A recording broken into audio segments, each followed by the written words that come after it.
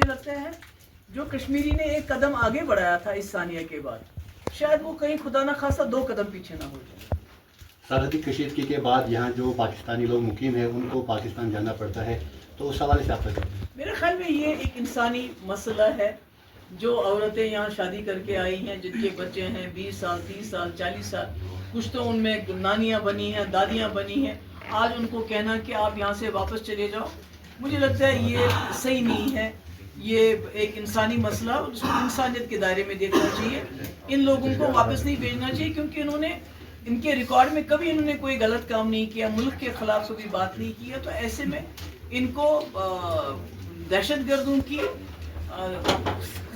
بدلے سزا دینا مجھے لگتا ہے یہ غلط. میم پہلگام اٹیک کے بعد موجودہ سرکار جو کام کر رہی ہے کیا افیکٹولی کر رہی ہے؟ اگر آپ اس ٹائم پہ کرسی پہ ہوتے تو کیسے آپ اس سیکٹر ٹوریزم سیکٹر کو واپس لاتے اور ابھی میں حالات یہ سوال اس وقت نہیں کرنا چاہتی. میم 30 سالوں میں پہلی بار ہم نے دیکھا کہ ایک عام کشمیری سڑکوں پہ آیا اور ہندوستان کے حق میں بات کی، کہا کہ ہم ٹیررزم کے خلاف ہیں. ایسے میں مفتی محمد سعید کے بعد محبوبہ جی کا بھی یہی نعرہ تھا کہ بات چیت سے جو ہے مسئلہ حل ہوگا، لیکن ہم دیکھ رہے ہیں فاروق عبداللہ صاحب کا اسٹیٹمنٹ آیا، انہوں نے کہا کہ لوکل سپورٹ کے بنا یہ پاسبل نہیں. دیکھیے سب سے پہلے تو میں نے کال دی ہڑتال کی. لوگ ہڑتال کرنا چاہتے پر ڈر تھا ان کو.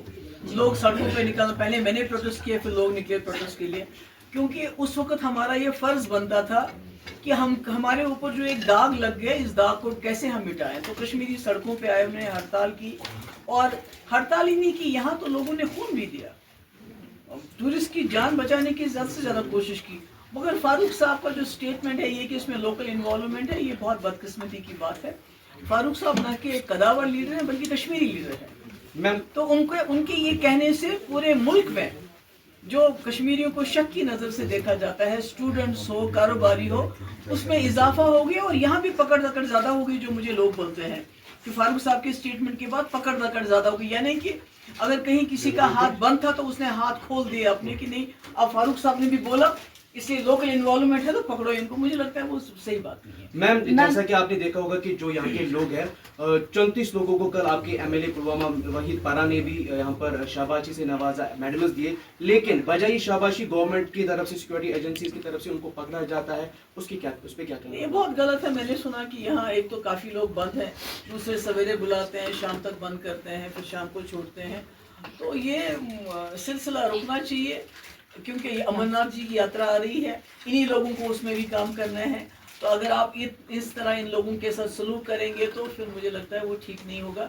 بلکہ میں کہتی ہوں کہ یہاں جو گھوڑے والے ہیں ان کو ایک پیکیج ملنا چاہیے اس وقت، جو ہوٹل والے ہیں، ٹیکسی والے ہیں، ان کا سود معاف ہونا چاہیے اس سال، تاکہ امرناتھ جی کی یاترا تک جن کی کمر ٹوٹ گئی ہے وہ لوگ کھڑے ہو جائیں اور امرناتھ جی کی یاترا میں